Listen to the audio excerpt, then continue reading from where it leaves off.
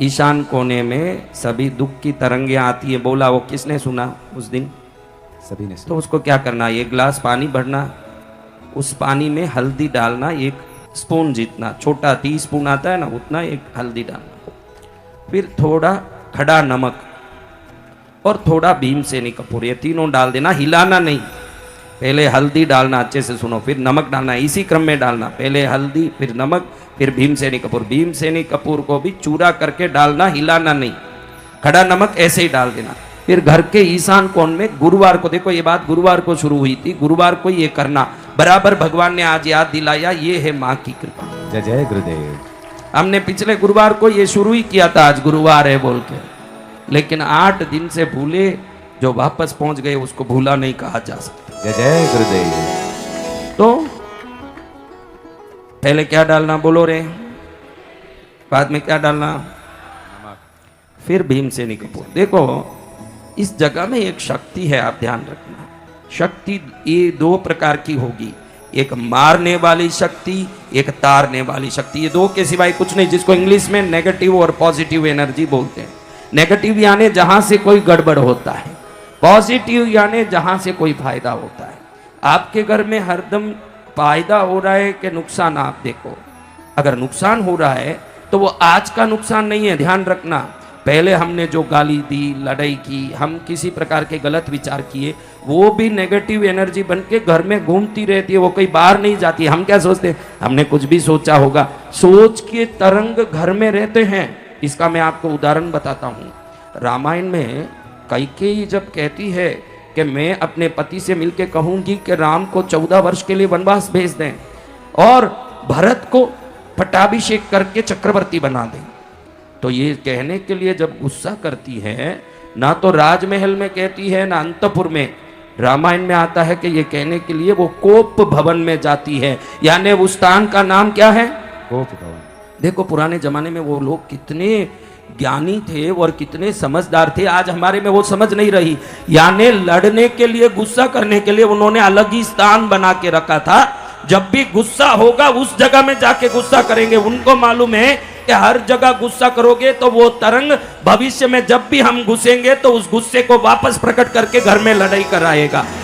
ये बात समझ रहे हो आप? इसलिए जो कैकेयी जिस जगह जाके ये बात सब बताई, रोई, घेने फेंक दी, बाल खोल दिया, रोती पड़ी। सैया में दशरथ जी जब अंदर प्रवेश किए तो देखते हैं कि ये क्या रूप बनाया। उनको पहले ही मालूम है कि कोप भवन में गई है, यानी जरूर ये कोई नाराज है। नाराज होने के लिए वो लोग अलग स्थान रखते थे पुराने जमाने के हमारे पूर्वज। उनको मालूम है हम पूजा करते हैं, उस कमरे में घुसते ही हमको कृपा महसूस होती है, तो गड़बड़ करते हैं तो वो तरंगे गड़बड़ महसूस कराएगी भविष्य में, ध्यान रखना। आप ये समझ नहीं पा रहे हो, आप हर जगह लड़ना शुरू कर देते हो कि नहीं? देखते नहीं, आओ न ताओ, खाते खाते ही लड़ाई, रसोई बनाते बनाते ही लड़ाई, पति घर में घुसा लड़ाई, पति सोने गया लड़ाई, पति खड़ने गया लड़ाई, पति जाग गया लड़ाई। पति तो हाथ जोड़ के सोचे आज का दिन सुबह मेरा अच्छा हो भाई, हाथ जोड़ता हूँ, कोई आ न जाए मेरी झगड़ने। और कई पति भी झगड़ालू हैं, पत्नी डरती रहती है कि कब ये झगड़ा शुरू करेगा। हर जगह है, पति में भी है पत्नी में भी है। दोनों परस्पर ये ध्यान रखें कि ये ईंटें जो मिट्टी की बनती है, आप देखो मिट्टी में पानी डालो क्या होता है बताओ? हाँ, तो जो वस्तु भी किसी वस्तु को सोखता हो, खींचता हो, तो वह वस्तु आपके विचारों के तरंग को भी अपने में खींच के रखता। ध्यान रखना, आपकी ईंटें खाली पानी कोई नहीं सोखता। जो घर बनाया आपने ईंटों से ही घर बनाया है ना, कोई प्लाईवुड से तो घर नहीं बनाया।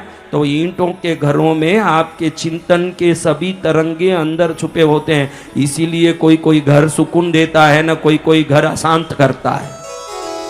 तो ये अशांति कैसे मिटाएं, इसका ही तरीका बता रहा हूं कि आपको अशांति मिटाना कैसे है।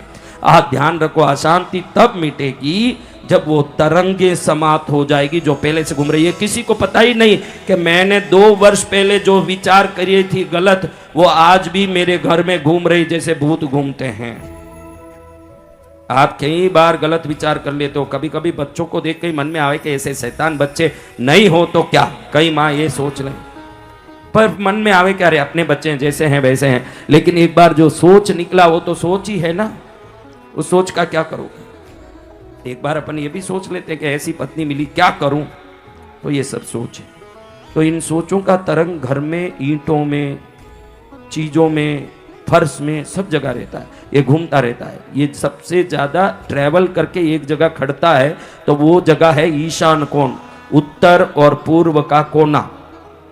कौन सा कोना? उत्तर और पूर्व का इसलिए कोना। हर गुरुवार को सबको ये करना ही चाहिए, 100% करना चाहिए कि एक गिलास में पानी भर लिया। वो ग्लास होना चाहिए कांच का, स्टील का, पीतल, तांबा कुछ नहीं चलेगा, क्योंकि अब वो जगह में जो खराब तरंग है वो ग्लास का धातु उसको खींच लेगा, फिर वो ग्लास दुख देगा आपको।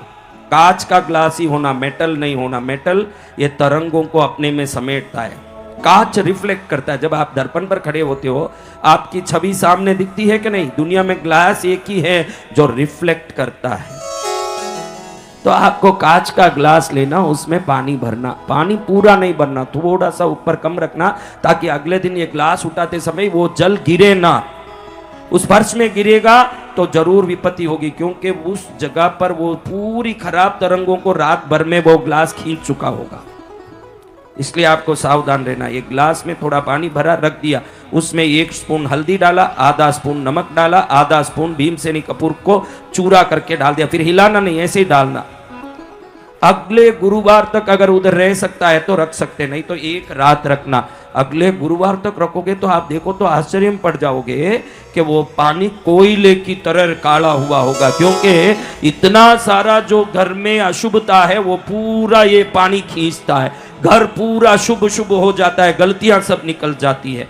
हर इसमें कोई खर्चा ही नहीं है। घर में हल्दी है, ये नमक है, ये भीमसेनी कपूर का ही घर में है, नहीं तो थोड़ा सा लाओगे तो 10 हफ्ते तक चल सकता है, क्योंकि अपने को थोड़ा सा डालना है, 5 रुपए का, तो क्या खर्चा है। इसको रोज करोगे, हर हफ्ते गुरुवार को। अगले गुरुवार को इसको किसी जगह बाहर दूर में, अपने घर में सिंक में नहीं डालना, इसको दूसरों के घर के सामने भी नहीं डालना, कहीं एक खाली जगह में डालना जहां इसका कोई विपत्ति नहीं है, कोई इसका उपद्रव व्यवधान किसी को नहीं हो, क्योंकि पड़ोसी भी सुखी रहे। हम सीधा हमारे घर से निकाले ने पड़ोसी के सामने डाल दिए कि जा भाई तेरा मंगल है, तो ये काम नहीं करना, शुद्ध रखना घर को।